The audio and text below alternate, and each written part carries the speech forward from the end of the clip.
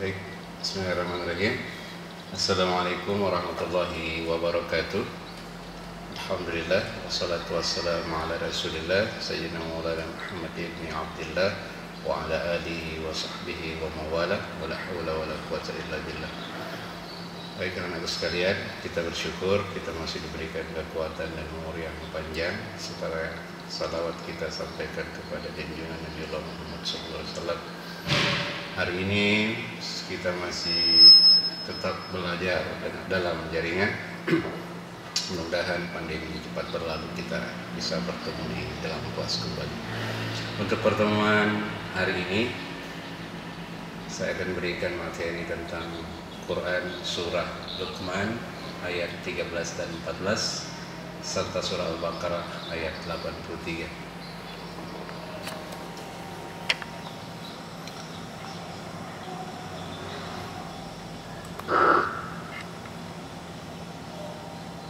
Kompetensi dasar yang kita akan capai dalam pembelajaran ini adalah berbuat baik kepada sesama manusia sesuai dengan perintah Al-Quran surah Luqman ayat 13 dan 14 serta surah Al-Baqarah ayat 83 dan hadis-hadis yang terkait dengan itu. Untuk pertemuan hari ini cukup singkat, kita akan bahas Quran surah Luqman ayat 13 dan 14. Ini ayatnya. A'udzubillahi minasyaitonirrajim. Bismillahirrahmanirrahim. Wa idh qala Luqmanu li banihi wa huwa ya'iduhu ya bunayya la tusyrik billah innasyirka la zulmun 'adzim. Ayat 14. وَوَصَّيْنَا الْإِنسَانَ بِوَالِدَيْهِ حَمَلَتْهُ أُمُّهُ وَهْنًا عَلَى وَهْنٍ وَفِصَالُهُ فِي عَامَيْنِ أَنِ اشْكُرْ لِي وَلِوَالِدَيْكَ إِلَيَّ الْمَصِيرُ. Shadaqallahul Azim. Ada beberapa poin yang perlu untuk kita perjelas di sini. Yang pertama adalah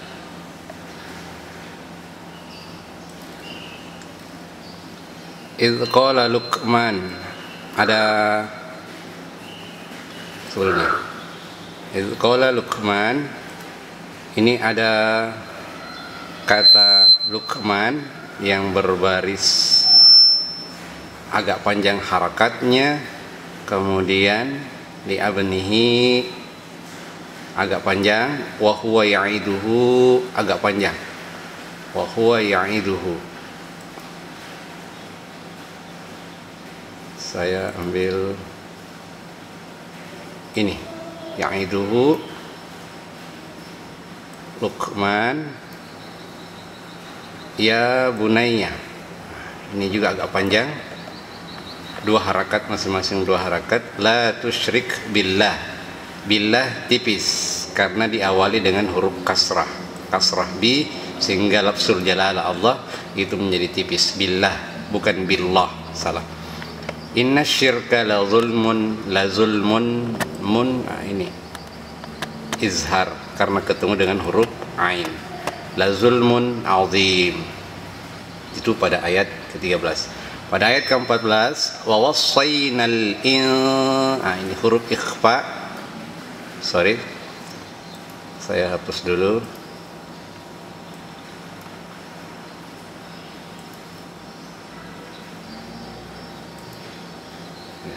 Wassaynal insana, ini huruf nun mati.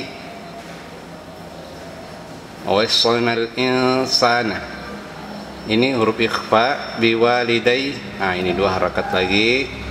Hamalathu, ha besar. Ummuhu wahnan, kita izharkan, jelaskan wahnan karena bertemu dengan huruf izhar ain. Wahnan ala, dua harakat. Wahn, kalau kita mau berhenti di sini wahn, kalau kita mau lanjut wahnan ala wahniu. Kasratain ini bertemu dengan huruf idgham, langsung dilebur masuk.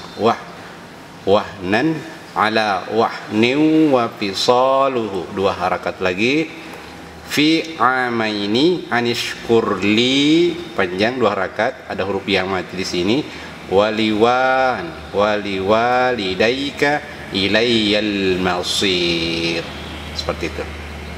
Oke, selanjutnya saya akan menghapus semua ini.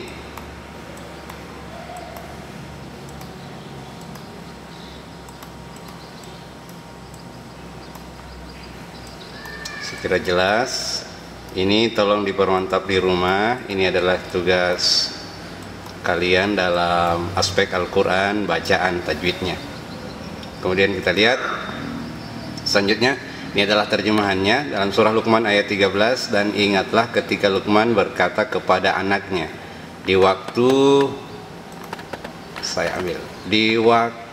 ia memberi pelajaran kepadanya, hai anakku, janganlah kamu mempersekutukan Allah. Sesungguhnya mempersekutukan Allah adalah benar-benar kezaliman yang besar, la zulmun azim.